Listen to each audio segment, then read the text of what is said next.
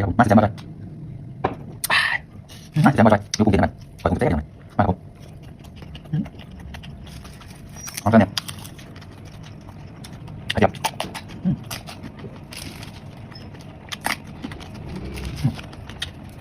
ไม่ต้องปล่อยครับผม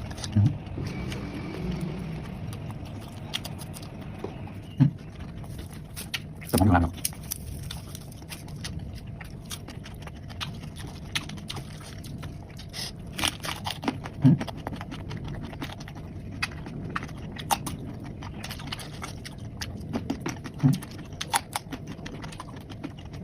มาเนี่ยปล่อยผม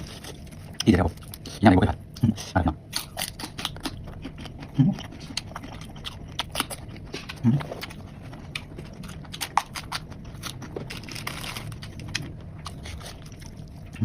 ดูความใหญ่เนาะครับ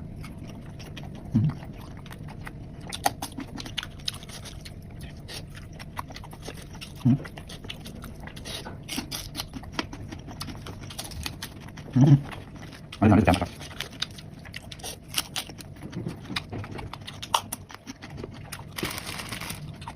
จัดดีเนาะไปดู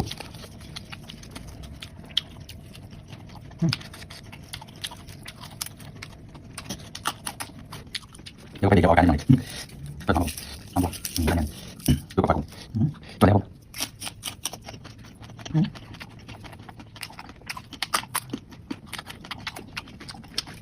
ของถูก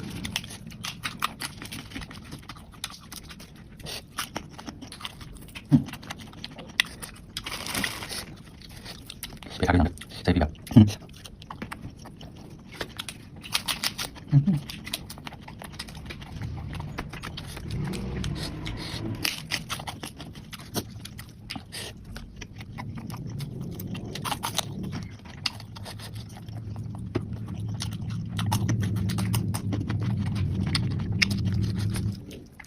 ไปครับ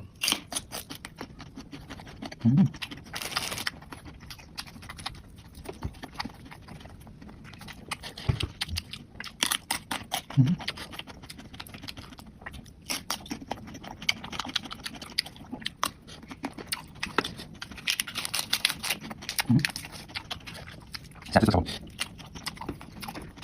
ไปครับ